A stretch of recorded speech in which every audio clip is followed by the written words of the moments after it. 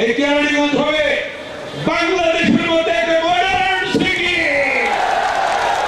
এবং এটা করার জন্য স্কুল কলেজ মসজিদ মাদ্রাসা মন্দির যেখানে যা দরকার ব্যারিস্টার রনির মাধ্যমে হবে ইনশাআল্লাহ। লন্ডনে গিয়েছিলাম, টেমস নদী দেখেছি, তার মধ্যে 17টা ব্রিজ।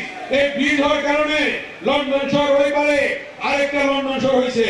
আমি ম্যাডাম বেগম খালেদা জিয়াকে ওই লন্ডনে বলেছিলাম, ম্যাডাম এক নদীর উপর 17 ব্রিজ, এই লন্ডন শহরের পাশে এই নদীর উপর 17 ব্রিজ হতে হয়ে পারে একটা লন্ডন হয়েছে। বাংলাদেশের রাজধানী ঢাকা, ঢাকার পাশে বুড়িগঙ্গা নদী, বুড়িগঙ্গা নদীর উপর দিয়ে একাধিক ব্রিজ হয়, আরেকটা ঢাকা শহর কেরানীগঞ্জ হবে ইনশাআল্লাহ।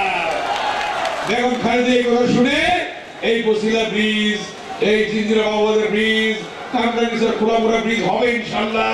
তুরাগের উপর ব্রিজ, মুরাকান্দা ব্রিজ, হেমায়তপুর দিয়ে ব্রিজ, আলিপুর দিয়ে ব্রিজ, কেরানীগঞ্জের ব্রিজ। এখন আমাদের যে প্রত্যাশা, আজকে দীর্ঘ আন্দোলনের পরে ছাত্র জনতার শহীদের রক্তের বিনিময়ে বেগম খালেদা জিয়ার নেতৃত্বে দেশ নায়ক তারেক রহমানের এক দশক যিনি আন্দোলন করেছেন আপসীন ভাবে, তার নেতৃত্বে ছাত্র জনতা রক্ত দিয়েছে। ইলিয়াস আলী গুম হয়েছে, চৌধুরী আলম গুম হয়েছে, সুমন গুম হয়েছে, ছাত্র নেতা আবু সাইদ আজকে শহীদ হয়েছে, ছাত্র নেতা ওয়াসিম শহীদ হয়েছে, ছাত্র নেতা এই কারাগারের সন্তান রিয়াজ শহীদ হয়েছে। আমরা সকলের আত্মার মাগফিরাত কামনা করে এই কথাই বলতে চাই, অন্তর্বর্তীকালীন সরকার হয়েছে, এই সরকার হলে সামনে নির্বাচন হবে এবং যেটা মাননীয় প্রধান উপদেষ্টা বলেছেন ফেব্রুয়ারির প্রথমার্ধে নির্বাচন হবে ইনশাআল্লাহ। আমরা আশাবাদ ব্যক্ত করি ফেব্রুয়ারির প্রথমার্ধে বাংলাদেশে জাতীয় সংসদ নির্বাচন হবে এবং তারেক রহমান এই বাংলাদেশে, খালেদা জিয়া এই বাংলাদেশে, বিএনপি এই বাংলাদেশে ক্ষমতা আনবে ইনশাআল্লাহ।